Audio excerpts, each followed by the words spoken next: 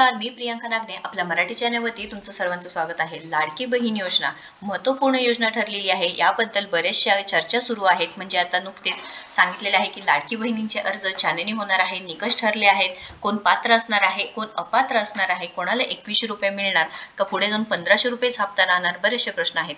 पण महत्त्वपूर्ण प्रश्न इथं आहे की लाडकी बहीण योजना आता हे बंद होऊ शकते का, याबद्दल आपण पाहणार आहोत। त्यानंतर लाडकी बहीण योजनेचे जे निकष होते किंवा छाननी झालेली आहे त्याबद्दल सविस्तर माहिती आपण पाहणार आहोत।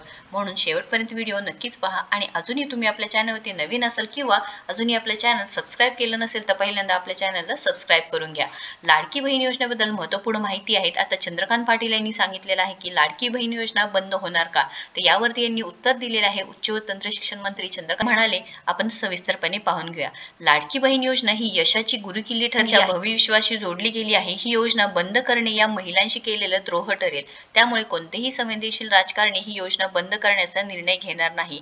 लक्षात घ्या बहिणींनो, घाबरून जायची गरज नाही। कधीच ही योजना म्हणजे आता सध्या तरी ही योजना बंद पडणार नाही, ही चालूच राहणार आहे। कारण लाडक्या बहिणींमुळेच आता इथे सरकार निवडून आले असे सुद्धा सांगत आहेत। आता लाडकी बहीण योजना बंद पडणार नाही, कारण ही महत्त्वाची योजना आहे। मध्य प्रदेशात शिवराज सिंग चौहान यांनी पहिल्यांदा मांडली, यशस्वीही केली। पुढे झारखंड पाठोपाठ महाराष्ट्रातही ती यशस्वी ठरली। आता दिल्लीत ही योजना राबविण्याचं आश्वासन आम आदमी पक्ष व काँग्रेसने दिली आहे, असे पाटील म्हणाले आहेत। तरी ते ग्रामीण भागातील तसेच अन्य गरजू विद्यार्थ्यांना महाविद्यालयामार्फत कमवा आणि शिका या योजनेच्या धर्तीवर काम मिळवणे आणि दरमहा 1000 रुपये अथवा रक्कम मिळवावी या दृष्टीने विचार सुरू आहे। विद्यार्थ्यांना मोफत बस प्रवासाची सुविधा देण्याबाबतही विचार सुरू आहे। तर लाडकी बहीण योजना सफल झाल्यानंतर इथे कमवा आणि शिका ही सुद्धा आता योजना काढणार आहेत किंवा पुढे चालून ती सुरू होणार आहे। विद्यार्थ्यांसाठी इथे मोफत बस प्रवासाची सुविधा सुद्धा, म्हणजे जे विद्यार्थी असणार आहे त्यांच्यासाठी मोफत बस प्रवासाची सुविधा सुद्धा इथे देण्याबाबत ते विचार करणार आहे।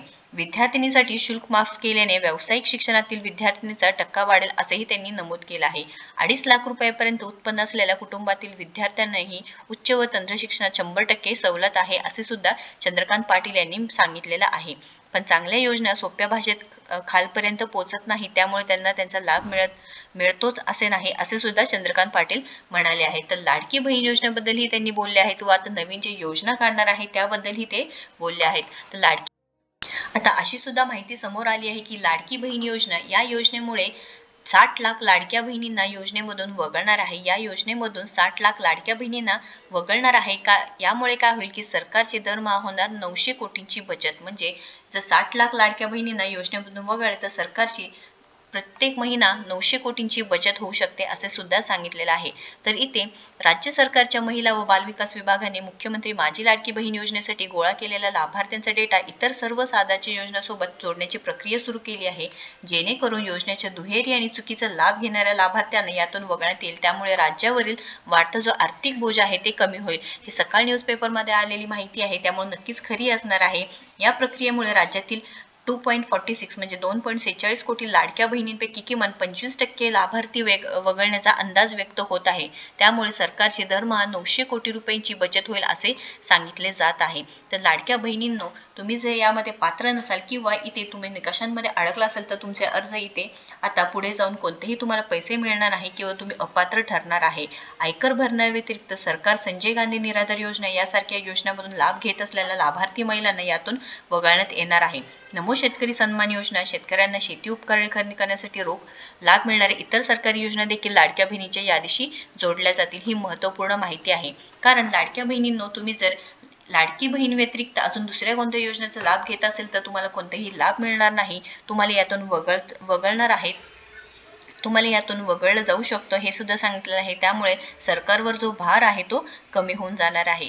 ज्यामुळे लाडक्या बहिणींनो, लक्षात घ्या, तुम्ही जर अर्ज करते वेळेस बरोबर पद्धतीने अर्ज केला आहे किंवा तुम्ही जर संपूर्ण निकष पाळले असतील तर तुम्ही इथे अपात्र ठरणार नाही, तुम्ही पात्रच ठरताल व पुढे जाऊन तुम्हाला 2100 रुपये सुद्धा मिळू शकेल। महत्त्वपूर्ण व्हिडिओ आहे। व्हिडिओ जर आवडला असेल तर नक्कीच लाईक करा, जास्तीत जास्त शेअर करा आणि आपल्या चॅनलला नक्कीच सबस्क्राईब करा। धन्यवाद।